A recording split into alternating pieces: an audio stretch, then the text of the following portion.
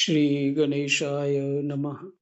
श्रीसीतारामाभ्यां नमः। श्रीहनुमते नमः। श्रीउमापते नमः। श्रीगुरुवे नमः। सब संतन की जय जय। जय जय सीताराम। राधे श्याम।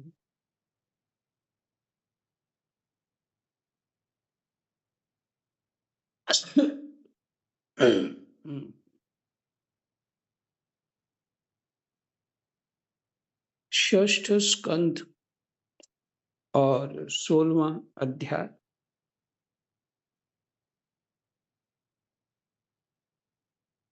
हमने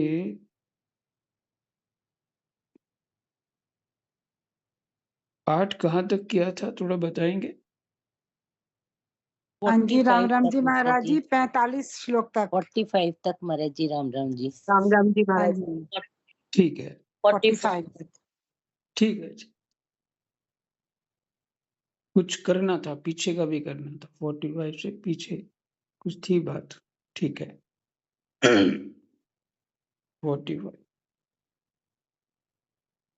कृष्णाय वासुदेवाय हरये परमात्मने प्रणतः क्लेशनाशाय गोविन्दाय नमो नमः। गोविन्दाय नमो नमः।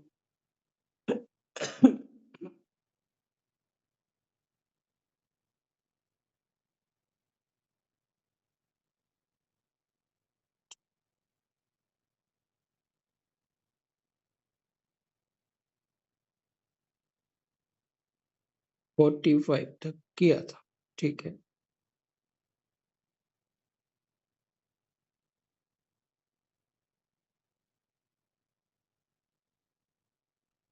फिर से करेंगे, 40 से आरंभ करते।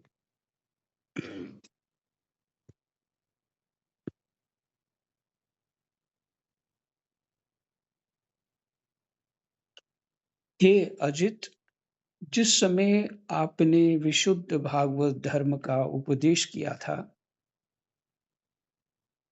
उसी समय आपने सबको जीत लिया।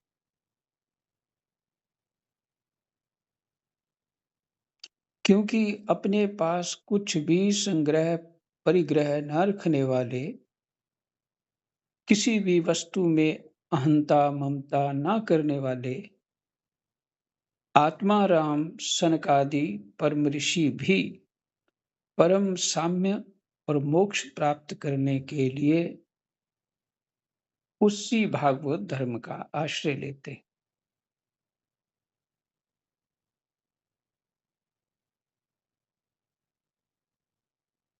परम साम्य और मोक्ष प्राप्त करने के लिए उसी भागवत धर्म का आश्रय लेते हैं।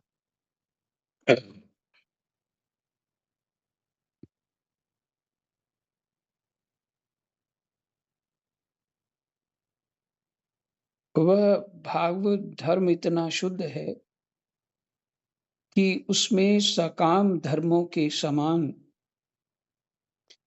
मनुष्यों की वह विषम बुद्धि नहीं होती।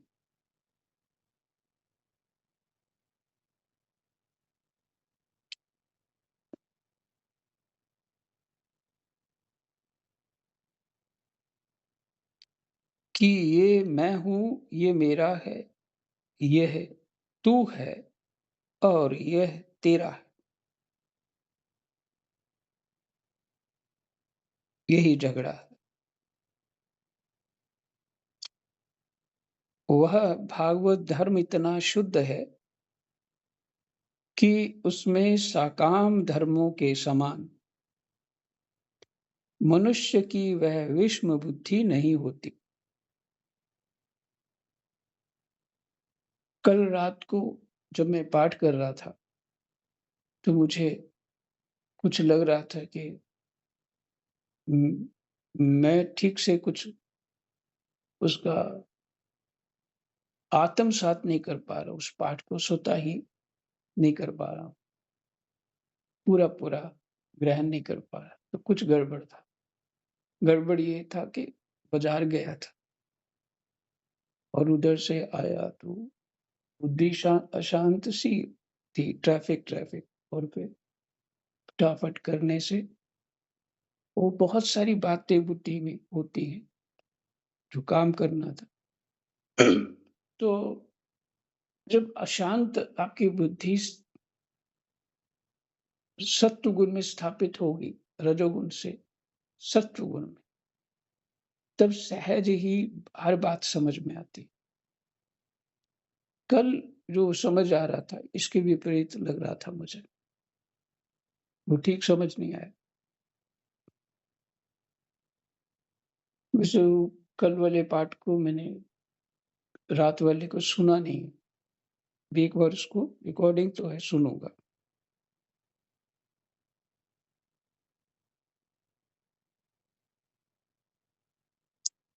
पहली बात तो ये कही सनकादि जो आत्माराम हैं, जो अहंता-ममता से रहित हैं, संग्रह, परिग्रह से रहित हैं,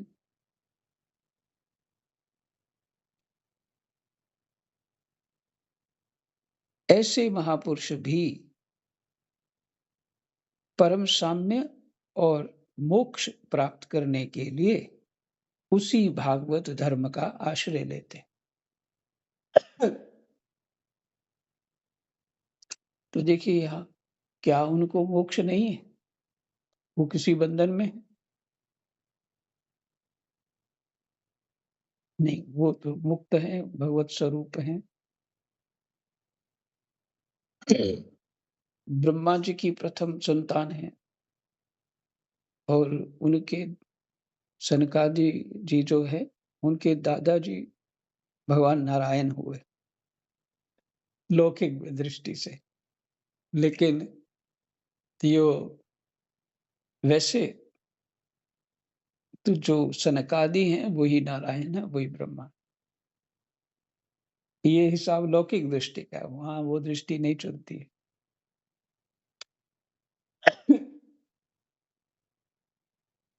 तो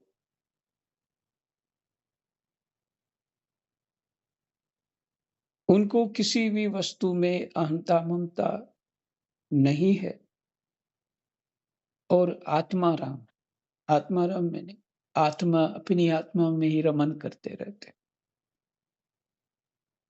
जो अभ्यास करेगा, उसी को समझ में आएगा आत्माराम क्या। ऐसे परम साम्य और मोक्ष प्राप्त परम साम्य, भगवान है परम साम्य, और मोक्ष प्राप्त करने के लिए उसी भागवत धर्म का आश्रय लेते हैं। मोक्ष भी प्राप्त है, उनको साम्य भी प्राप्त है। कल शरीर जब धारण करते हैं, चाहे सूक्ष्म ही क्यों ना हो। एक सेकंड। शरीर जब धारण करते हैं, चाहे वो सूक्ष्म ही क्यों ना हो, मन बुद्धि चित्त अहंकार को शुद्ध बनाए रखने के लिए भागवत धर्म का अवलंबन लेना ही पड़ेगा। क्योंकि जहां मन बुद्धि चित्त अहंकार आ गया, तभी शरीर हुआ। तो उनको शरीर प्राप्त है, पर वो सूक्ष्म शरीर है।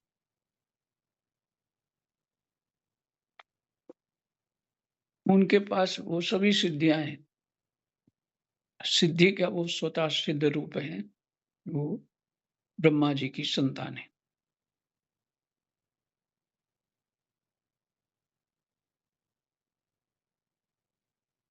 तो अगर उनको करना पड़ता है, भागवत धर्म का आश्रय लेके ही होता है, तो क्या हमको नहीं करना पड़ेगा? जिनका स्थूल भी है, सूक्ष्म भी है। स्थूल शरीर की आवश्यकताएं अधिक हैं। भूख लगती है, सर्दी गर्मी लगती है। शरीर के साथ जो भी समस्याएं रहती हैं, वो सब आप जानते हैं। तो क्या उनको भागवत धर्म का आश्रय नहीं लेना चाहिए? नहीं, नहीं, उनके लिए और भी अनिवार्य है। यदि अपने स्वरूप में रहना है तो भगवत प्राप्ति करने के बाद भी अपने स्वरूप में रहना है, बने रहना है, तो निरंतर भागवत धर्म का आश्रय लेना है। अब 2 बात समझ में आ जाएगी आपको दृष्टांत देने से। शुकदेव जी शरीर था और भागवत धर्म का आशय के साथ वो मुक्त थे, जिन्होंने परीक्षित को भी मुक्त कर दिया। जो उनके पास ज्ञान था उन्हीं परीक्षित को सुनाया। परीक्षित मुक्त हो गए, तो क्या वो स्वयं मुक्त नहीं थे? मुक्त थे, लेकिन शरीर के साथ रहते हुए भागवत धर्म क्या है? वही भजन साधन, गुरु ग्रंथ और गोविंद, यही भागवत धर्म है। और जिसके पीछे आया, जो आपने पढ़ा, सकाम, अहमता ममता, मैं और मेरा, तू और तेरा, जो ये झगड़ा बना हुआ है, यही कलेश है, यही अविद्या है, यही सारी समस्या की जड़ है।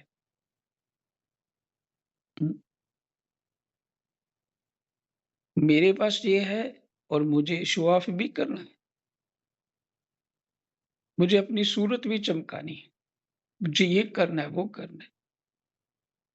और उससे मुझे अच्छा लगता है भाई, क्योंकि अहंकार की पुष्टि होती है ना, जो अच्छा क्या लग रहा है।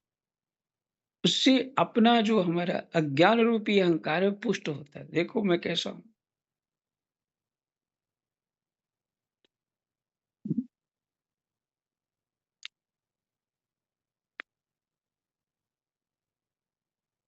मेरे इतने शिष्य हैं, इत्यादि इत्यादि बहुत सारी बात है। देखो मैं कैसा हूँ। मैं सब जानता हूँ, सब बुद्धिमान हूँ, प्रभु कृपा है, उसी को प्रभु कृपा मान बैठा।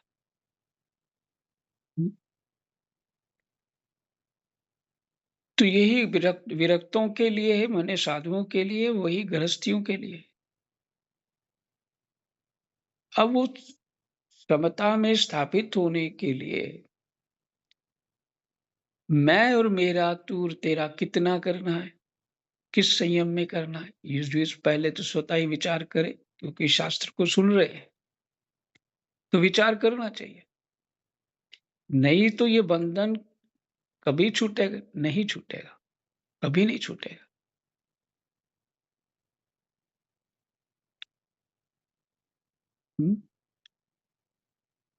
वो देखो सिद्धांत क्या है, तू ही तू है ना? ये वो वाक्य है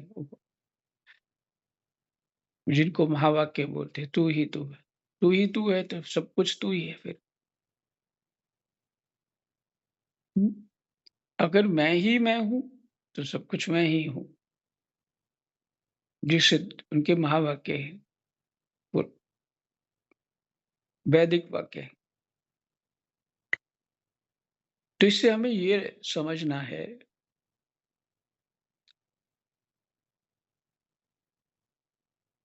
हम शरीर के निर्वाह के लिए, मात्र शरीर के निर्वाह के लिए ये सब संग्रह करते हैं, परिग्रह करते हैं। अपना भी उपयोग करते हैं, दूसरों के लिए भी करते हैं।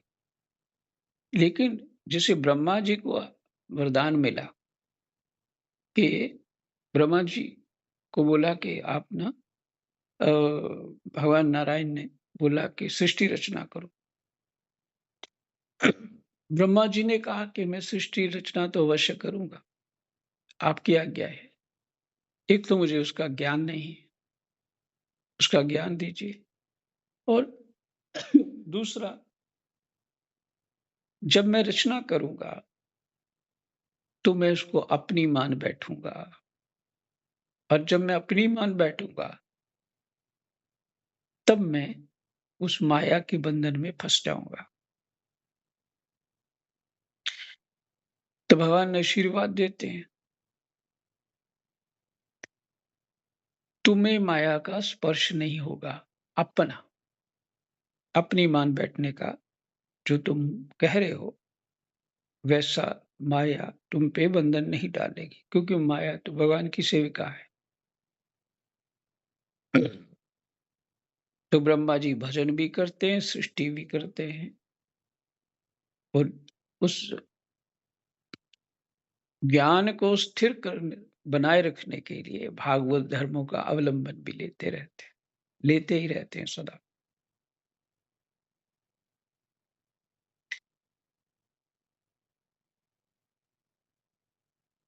तो मैं ये हमें अपने जो गृहस्थ जीवन है, ये जो दृढ़ता बना ली, बस ये मेरा घर है। इसको कुछ हो गया तो मेरे को कुछ हो जाएगा। संतान मेरी, इनको कुछ हो गया तो मेरे को कुछ हो जाएगा। देखिए कितना गहरा जुड़ गए। ये है अज्ञान की शक्ति, है ना? तो इस जो अज्ञान रूपी इस अंधकार से जीव तभी निकल सकता है, जब भागवत धर्मों का निरंतर अवलंबन लेता रहे और भगवत कृपा से सुख दुख प्राप्त होते रहे। पर उसमें भगवान की कृपा होनी चाहिए, तभी तो छूटेगा। कोई सेवक होता है ना पास महात्माओं के, वो बड़ी सेवा करता है, तो कुछ भी होता है उनको थोड़ा भी कोई परेशानी तो उसी को बुलाते हैं और बोले ये काम कर दो, वैसा कर दो, ऐसा कर दो। ठीक है, वो करता है। लेकिन उनका जो एक दृष्टि बन जाती है कि ये मैं एक प्रकार से वो आश्रय हो गया उनका, ये मेरा काम कर देगा। बस यही गलती है। दृष्टि जानी थी परमात्मा पे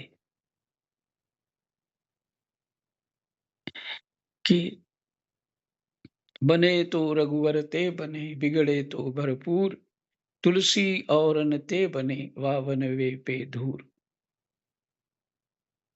मेरी बनाए तो भगवान ही बनाए, किसी का भी आश्रय ना ले, और यही तप है। तो जहां महात्मा लोग इस बात से डरते हैं, तो ग्रस्त में तो ये तो होता ही है, एक दूसरे के आश्रित पे ही रहते हैं। तो जब एक दूसरे के आश्रित रहते हैं, तो विचार करिए वो ममता कैसे छूटेगी? जब तक वो ही हमारे लिए दुख रूप नहीं बनेंगे, वो दुख रूप बनेंगे हमारे लिए, तुम्हारी ममता छूटेगी। इसको भगवान की ही कृपा माननी चाहिए। जो फूलों का घर आपने बनाया है, जिस जिस बगीचे में आप रह रहे हो, अर्थात मानसिक कल्पना उसमें, जहां सभी हम लोग एक आशा करके उनको नए नए रंग देखना चाहते हैं,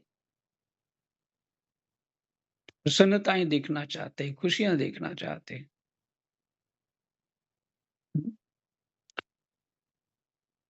उससे तभी छूट पाएंगे जब वहां क्लेश उत्पन्न हो। चित्रकेतु को किस तरह से उन महापुरुषों ने बाहर निकाला? पहले तो कामना पूरी कर दी, फिर कामना जो है समाप्त हो गई। और फिर क्लेश हुआ और फिर उन्होंने उपदेश दिया। ये भगवत कृपा है। तो हम छूटें कैसे? ये हमारी समस्या है। इतने प्यारे-प्यारे लोग हैं, उनसे हम छूट नहीं पाते। हुँ? नहीं छूट पाते हैं।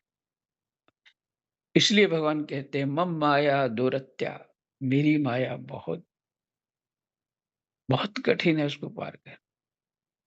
कोई बालक, छोटा-सा बालक हमें मोहित कर लेता है, उसकी सुरक्षा में पड़ जाते हैं। जैसे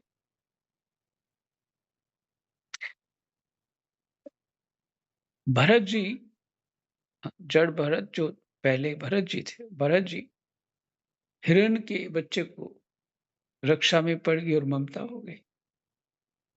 ये माया के ही स्वरूप है। और जो मन बुद्धि से ही दर्शन जिनका होता है और अपनी भावनाओं में फंसे जाते हैं, वो भावनाएं हमारे अंदर ही उठती हैं। कर्तव्य बुद्धि से, भगवान की सेवा बुद्धि से हम नहीं करते हैं, यही दोष है। उसी के कारण ये माया हमें फंसाती रहती है। जब मेरा शरीर ही मेरा नहीं है तो मेरी संतान कहाँ से मेरी हो गई? भगवान हवा दे रहे हैं, थोड़ी देर बंद कर दें तो क्या? तेरा क्या है? फिर पता लग जाएगा। शरीर भी तेरा नहीं तो संतान तेरी क्या हो गई? और जब रात को सुना आपने, एक-एक कण में वो है, तो फिर वही-वही सब कुछ वही है। तू कहीं नहीं है, तू तो अज्ञान है और कुछ नहीं है। अज्ञान से तुम अपने ऊपर एक अपना सर्कल बनाता रहता है कि ये मेरा है और सर्कल फिर बड़ा कर लेता है, ये मेरा है। फिर और कब्जा करने लगता है, ये मेरा है। तो ये करता क्या है जीव? अपने को फँसाता है, बंधन पे बंधन बनाता जाता है। भगवत कृपा से ये सुख-दुःख भगवान देते हैं। जीव तभी छूट पाता है, जब कोई सेवा नहीं करे तभी अच्छा है। अब बिना सेवा के हमें परेशानियाँ मिलती रहें, तो हमें भगवान याद आएँगे। तब हमें और दूसरा जिसके प्रति कोई भी आशा होती है, उसकी आशा नहीं रहेगी। ठीक है, आज यहीं विश्राम, पाठ तो कुछ किया नहीं, से 1 ही 2 श्लोक भी नहीं पूरा किया। ठीक है। जय जय सीताराम, राधे श्याम। जय जय सीता राधे श्याम।